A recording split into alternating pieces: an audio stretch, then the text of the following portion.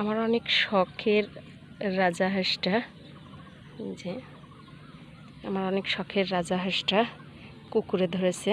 তো অনেক চেষ্টা করে কুকুরের হাত থেকে ছুটাতে পারছি। প্রচুর কষ্ট হয়েছে একে কুকুরের হাত থেকে ছুটাতে। তো আমার মনটা এর কারণের জন্য ভীষণ খারাপ লাগছে যে আমি এদেরকে অনেক আমি আমাকে যতটা যত্ন করি ঠিক ততটাই যত্ন আমি এদেরকে করি।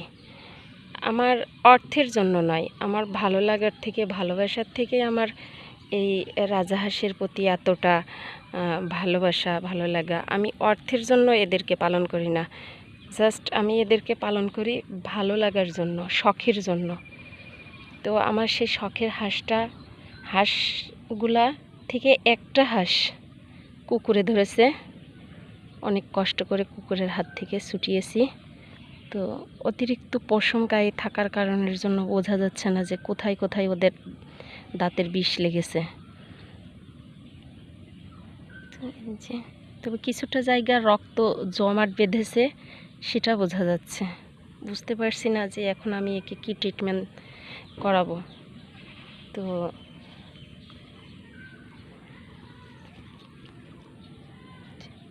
আপনারা যারা রাজাহাঁস পালন করেন, এদের ছোটোবেলা, বড় হলে বড়গুলাকে তো ধরতে পারিনি, ছোটোটাকে ধরেছে, যে ছোটোটাকে ধরেছে, বড়গুলাকে ধরতে পারিনি। আর বড়গুলার কাছে সচরাচর কুকুর বা শিয়াল এগুলা পাত্তা পাবে না, এগুলা ধরতেও পারবে না। তো ছোট দেখেই একে ধরতে পারছে। আর একটা জায়গা দেখা যাচ্ছে, ছোট এরা এই কারণের জন্য একে ধরতে পারছে। বড় হলে হয়তো ধরতে পারতো না, আর ধরেও না। তো বড় হাঁসগুলোর সাথে এরা বাড়ির নিচ থেকেই, আমাদের বাড়ির নিচ থেকেই একে ধরছে, বাহির থেকে কুকুরগুলা এসে। তো দেখা যাক, দেখি এখন কি ট্রিটমেন্ট একে দেওয়া যায়, আর কি ট্রিটমেন্ট দিলে ভালো হয়। আপনাদের যদি কারো জানা থাকে তাহলে অবশ্যই আমাকে জানাবেন। যেহেতু আমার হাঁস কখনো এর আগে কুকুরে ধরিনি বা রোগাক্রান্তও হয়নি,